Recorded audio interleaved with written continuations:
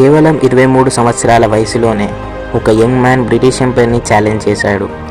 డెత్ని కూడా భయపడలేదు. చివరి వరకు విప్లవం వర్ధిల్లాలి అని గర్వంగా అరిచాడు. ఎవరు ఆ ఫియర్లెస్ రెవల్యూటర్? ఆయనే భగత్ సింగ్. కానీ భగత్ సింగ్ గురించి మనం తెలుసుకున్న స్టోరీస్ కన్నా ఆయన లైఫ్లో ఇంకా చాలా షాకింగ్ ఫ్యాక్ట్స్ ఉన్నాయి. ఈ వీడియోలో కంప్లీట్గా చూద్దాం. భగత్ సింగ్ 1907 సెప్టెంబర్ 28న బాంగా విలేజ్లో పుట్టాడు. ఇప్పుడు ఆ ప్లేస్ పాకిస్తాన్లో ఉంది. ఆయన పుట్టిన ఫ్యామిలీ మొత్తం ఫ్రీడమ్ మూమెంట్లో యాక్టివ్గా ఉండేది. ఫాదర్ కిషన్ సింగ్, అంకుల్ అజిత్ సింగ్ అందరూ బ్రిటిష్ రూల్కి వ్యతిరేకంగా ఉండేవారు. 1919లో జలియన్వాలా బాగ్ జరిగింది. బ్రిటిష్ ఆర్మీ ఇన్నోసెంట్ ఇండియన్స్ని కాల్చి చంపింది. ఈ ఇన్సిడెంట్ భగత్ సింగ్ మైండ్ని కంప్లీట్గా మార్చేసింది. ఇండియన్స్ని చంపిన ప్లేస్కి వెళ్ళి రక్తం అంటిన మట్టిని బాటిల్లో కలెక్ట్ చేసి ఇంటికి తీసుకెళ్లాడు. అప్పుడు దేశం కోసం పోరాడాలని ఫిక్స్ అయ్యాడు. భగత్ సింగ్కి బుక్స్ అంటే చాలా ఇష్టం. పాలిటిక్స్, హిస్టరీ, ఎకనామిక్స్, ఫిలాసఫీ ఇలా 100 బుక్స్ చదివాడు. వాళ్ళ ఫ్రెండ్స్ గేమ్ ఆడుతుంటే భగత్ సింగ్ లైబ్రరీలో బుక్స్ చదివేవాడు. ఆయన నమ్మకం knowledge is the strongest weapon అని. కొద్ది రోజుల తర్వాత ఫ్యామిలీ పెళ్లి చేద్దామని ప్రెజర్ పెట్టినప్పుడు భగత్ సింగ్ ఒక పవర్ఫుల్ మాట అన్నాడు. నేను ఇప్పుడు పెళ్లి చేసుకుంటే నా భార్య చనిపోయినట్టే. నా జీవితం దేశం కోసమే. ఈ మాటలు ఆయన డెడికేషన్ని చూపిస్తున్నాయి. 1928లో లాలా లజపతి రాయ్ బ్రిటిష్ పోలీస్ లాఠీ చార్జ్లో ఇంజూరీస్ పొందాడు. మరికొన్ని రోజుల్లో ఆయన చనిపోయాడు. ఇది భగత్ సింగ్ని చాలా ఎఫెక్ట్ చేసింది.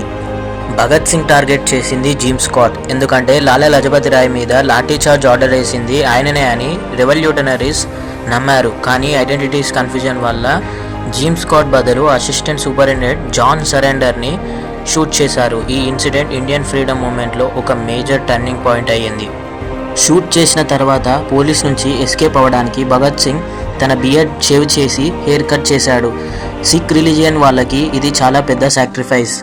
1929లో భగత్ సింగ్ మరియు ఆయన క్లోజ్ ఫ్రెండ్ అయిన బటుకేశ్వర్ దత్ సెంట్రల్ లెజిస్లేటివ్ అసెంబ్లీలో బాంబ్స్ వేశారు.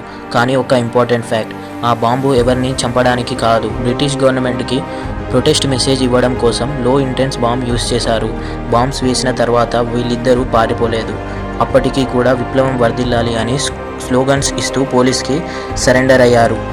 మనం ఒక్కరోజు ఫాస్టింగ్ చేయడం కష్టం అనిపిస్తుంది కదా, కానీ భగత్ సింగ్ 116 రోజులు హంగర్ స్ట్రైక్ చేశాడు. రీజన్ ఏంటి అంటే ఇండియన్ ప్రిజనరీస్ని బ్రిటిష్ ఘోరంగా ట్రీట్ చేసేది. ఈక్వల్ రైట్స్ కోసం తన లైఫ్ని రిస్క్లో పెట్టి హంగర్ స్ట్రైక్ చేశాడు. ఈ ప్రొటెస్ట్ ఇండియా మొత్తంని షేక్ చేసింది. బ్రిటిష్ అనుకుంది జైల్లో పెట్టేస్తే భగత్ సింగ్ సైలెంట్ అయిపోతాడని. కానీ జైల్లో ఆయన వెపన్ యూజ్ చేశాడు, అదే పెన్. జైల్లో ఫ్రీడమ్, జస్టిస్, ఈక్వాలిటీ గురించి ఆర్టికల్స్ రాశాడు. ఆయన famous essay why I am an atheist. Bhagat Singh జర్నీలో ఇద్దరు చాలా ఇంపార్టెంట్ రెవల్యూటనరీస్ ఉన్నారు. వారే రాజ్గురు మరియు సుఖ్దేవ్. రాజ్గురు ఒక ఎక్సలెంట్ మాస్క్ మ్యాన్. సరెండర్ ఆపరేషన్లో భగత్ సింగ్కి సపోర్ట్ చేశాడు. సుఖ్దేవ్ ఒక హిందుస్థాన్ సోషలిస్ట్ రిపబ్లికేషన్ అసోసియేషన్ ఆర్గనైజేషన్లో కీ లీడర్గా పనిచేశాడు. యంగ్ రెవల్యూటనరీస్ని ఆర్గనైజ్ చేయడం, సీక్రెట్ ప్లాన్స్ ప్రిపేర్ చేయడంలో ఆయన రోల్ చాలా ఇంపార్టెంట్. ఈ ముగ్గురు కలిసి బ్రిటిష్ రూల్కి ఎదురుగా ఫియర్లెస్గా పోరాడారు. అందుకే వీళ్ళని షాహిద్ ఈ అజాం భగత్ సింగ్, రాజ్గురు, సుఖ్దేవ్ అని గర్వంగా పిలుస్తారు. భగత్ సింగ్ చావు వార్త వచ్చిన తర్వాత కూడా తన లైఫ్ని క్షమించమని బ్రిటిష్ గవర్నమెంట్ని అడగలేదు. ఆయన తన సిద్ధాంతాలు, దేశం కోసం చేసిన పోరాటం మీద చివరి వరకు నమ్మకంతో నిలిచాడు. ఎగ్జిక్యూషన్ ముందు భగత్ సింగ్ ఒక షాకింగ్ రిక్వెస్ట్ చేశాడు.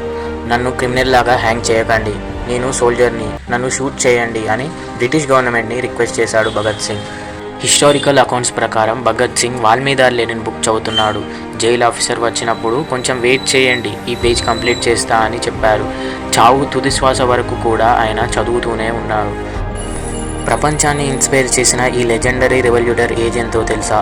కేవలం 23 సంవత్సరాలు మాత్రమే. మనం కెరియర్ స్టార్ట్ చేసే ఏజ్లో భగత్ సింగ్ హిస్టరీ క్రియేట్ చేశాడు. అందుకే ఆయన పేరు ఎప్పటికీ అమరగా ఉంటుంది.